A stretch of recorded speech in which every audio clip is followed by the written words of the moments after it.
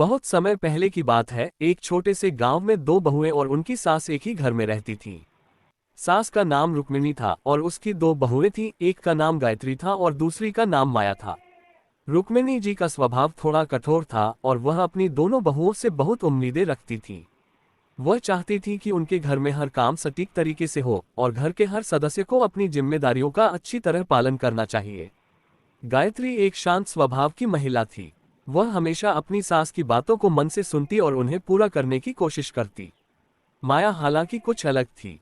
वह बहुत चुलबुली और हंसमुख थी, लेकिन अक्सर अपनी सास की बातों का मजाक उड़ा देती और अपनी मर्जी से काम करती। रुक्मिणी को गायत्री की जिम्मेदारी और उसकी शालीनता बहुत पसंद थी, लेकिन माया की यह अदा उन्हें बहुत चिढ़ाती थी। वह माया को हमेशा टोका करती और उसे कड़ी मेहनत करने की सलाह देती। कभी कभी तो रुक्मिणी माया को इतने ताने देती कि माया का मन ही उचट जाता। एक दिन रुक्मिणी जी ने गायत्री से कहा, गायत्री, तुम बहुत अच्छी बहू हो। तुम्हें जो भी काम दिया जाता है तुम उससे बखूबी करती हो, लेकिन माया को कुछ समझाओ, वह कभी समय पर काम नहीं करती। गायत्री, जो सास की बातों को हमेशा सम्मान देती थी, चुपचाप सुन रही थी। उसने माया से बात की, लेकिन माया ने हमेशा उसकी बातों को नकारा किया। एक दिन माया ने घर के बाहर बहुत बड़ा समारोह आयोजित करने का फैसला किया।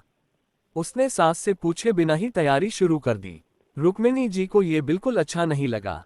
उन्होंने माया को बुलाया और गुस्से में कहा, तुमने बिना मुझसे पूछे ये सब क्यों किया? तुम समझती क्यों नहीं कि घर की स्थिति क्या है? माया हंसते हुए बोली, माँ, ये सब तो आनंद के लिए है।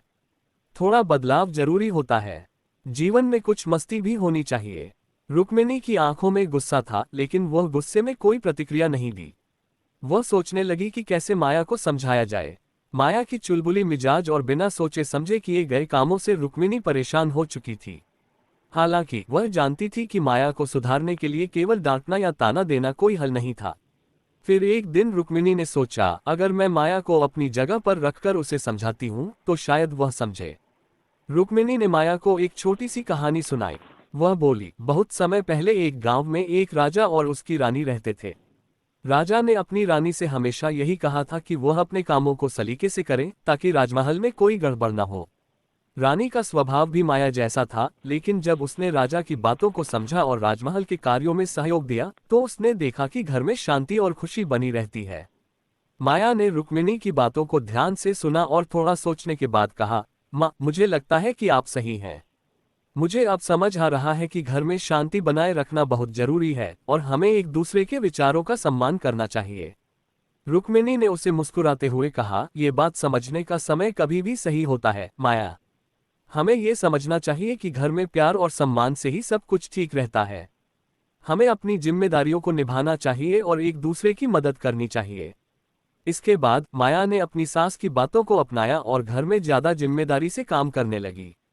गायत्री और माया दोनों ने मिलकर रुक्मिणी जी का काम आसान कर दिया और घर में एक अच्छा माहौल बना लिया। इस कहानी से यह सीखने को मिलता है कि परिवार में समझ, प्यार और आपसी सम्मान बहुत जरूरी है। सास और बहू के रिश्ते में कभी कभी कुछ असहमति हो सकती है, लेकिन यदि हम एक दूसरे को समझने और संवाद करने की कोशिश करें तो रिश्ते मजबूत होते हैं। इस कहानी ने यह भी साबित किया कि अगर हम थोड़ा धैर्य रखें और अपने व्यवहार को सुधारें तो हर समस्या का हल निकल सकता है।